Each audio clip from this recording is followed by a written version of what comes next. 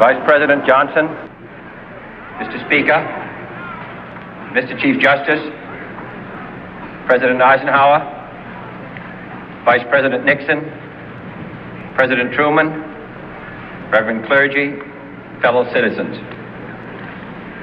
We observe today not a victory of party, but a celebration of freedom, symbolizing an end as well as a beginning, signifying renewal as well as change. For I have sworn before you and Almighty God the same solemn oath our forebears prescribed nearly a century and 3/4 ago. The world is very different now, for man holds in his mortal hands the power to abolish all forms of human poverty and all forms of human life. And yet the same revolutionary beliefs for which our forebears fought are still at issue around the globe. The belief that the rights of man come not from the generosity of the state, but from the hand of God. We dare not forget today that we are the heirs of that first revolution.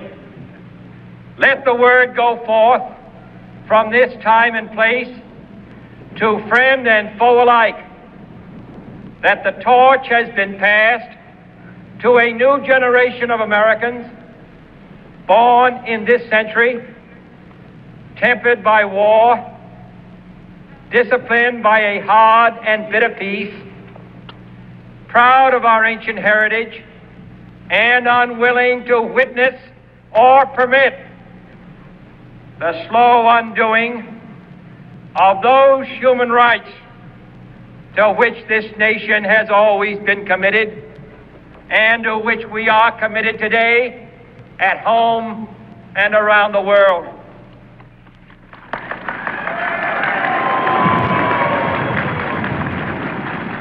Let every nation know, whether it wishes us well or ill, that we shall pay any price, bear any burden, meet any hardship, support any friend, oppose any foe to assure the survival and the success of liberty.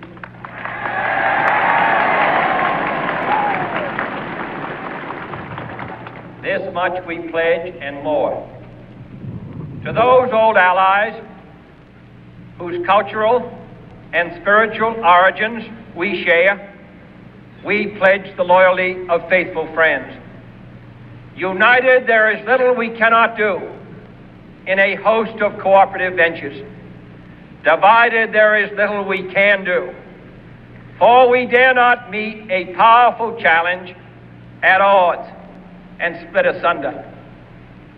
To those new states whom we welcome to the ranks of the free, we pledge our word that one form of colonial control shall not have passed away, merely to be replaced by a far more iron tyranny.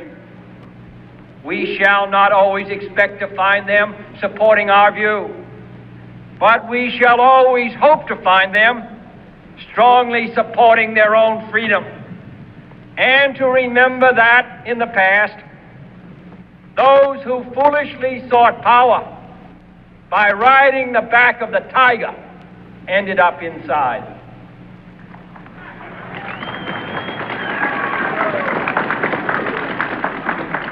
To those people in the huts and villages of half the globe struggling to break the bonds of mass misery, we pledge our best efforts to help them help themselves for whatever period is required, not because the communists may be doing it, not because we seek their votes, but because it is right.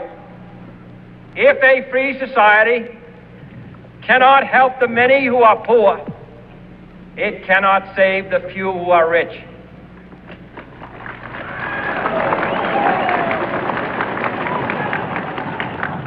our sister republics south of our border, we offer a special pledge to convert our good words into good deeds, in a new alliance for progress, to assist free men and free governments in casting off the chains of poverty.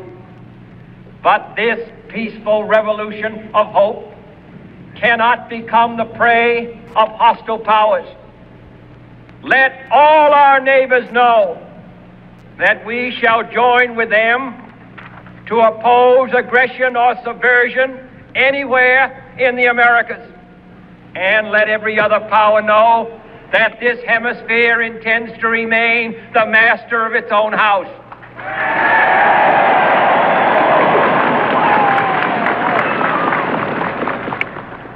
To that world assembly of sovereign states, the United Nations, our last best hope, in an age where the instruments of war have far outpaced the instruments of peace, we renew our pledge of support to prevent it from becoming merely a forum for invective, to strengthen its shield of the new and the weak, and to enlarge the area in which its writ may run. Finally, to those nations who would make themselves our adversary, we offer not a pledge, but a request that both sides begin anew the quest for peace. Before the dark powers of destruction, unleashed by science, engulf all humanity in planned or accidental self-destruction, we dare not tempt them with weakness, for only when our arms are sufficient beyond doubt can we be certain beyond doubt that they will never be employed. But neither can two great and powerful groups of nations take comfort from our present course, both sides overburdened by the cost of modern weapons, both rightly alarmed by the steady spread of the deadly atom, yet both racing to alter that uncertain balance of terror that stays the hand of mankind's final war. So let us begin anew, remembering on both sides that civility is not a sign of weakness, and sincerity is always subject to proof. Let us never negotiate out of fear, but let us never fear to negotiate.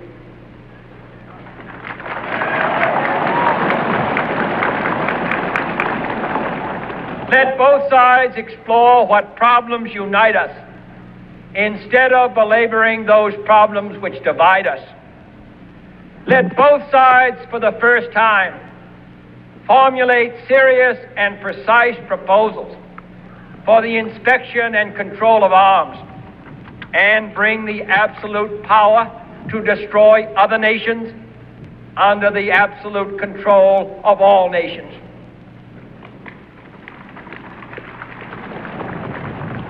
Let both sides seek to invoke the wonders of science instead of its terrors. Together, let us explore the stars, conquer the deserts, eradicate disease, tap the ocean depth, and encourage the arts and commerce.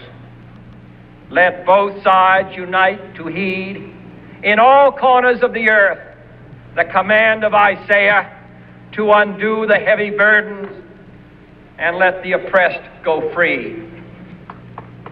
And if a beachhead of cooperation may push back the jungle of suspicion, let both sides join in creating a new endeavor, not a new balance of power, but a new world of law, where the strong are just and the weak secure and the peace preserved. All this will not be finished in the first 100 days, nor will it be finished in the first 1,000 days, nor in the life of this administration. nor even perhaps in our lifetime on this planet. But let us begin.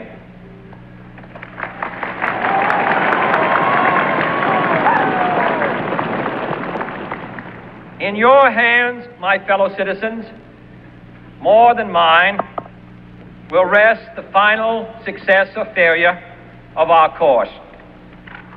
Since this country was founded, each generation of Americans has been summoned to give testimony to its national loyalty.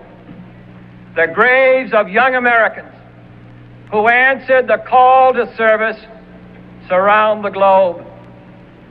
Now the trumpet summons us again, not as a call to bear arms, though arms we need, not as a call to battle, though in battle we are, but a call to bear the burden of a long twilight struggle, year in and year out, rejoicing in hope, patient in tribulation, a struggle against the common enemies of man, tyranny, poverty, disease, and war itself. Can we forge against these enemies a grand and global alliance, north and south, east and west, that can assure a more fruitful life for all mankind? Will you join in that historic effort?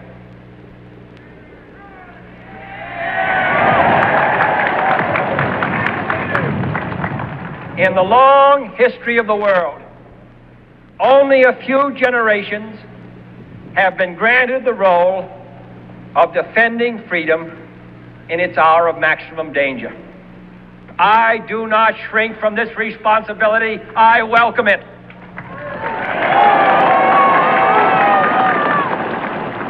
I do not believe that any of us would exchange places with any other people or any other generation.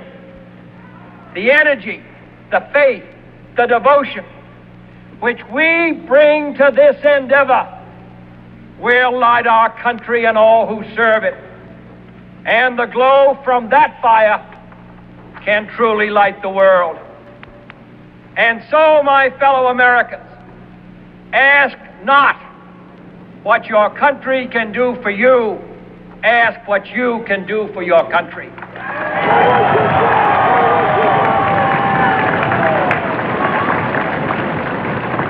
My fellow citizens of the world, ask not what America will do for you, but what together we can do for the freedom of man. Finally, whether you are citizens of America or citizens of the world, ask of us here the same high standards of strength and sacrifice which we ask of you.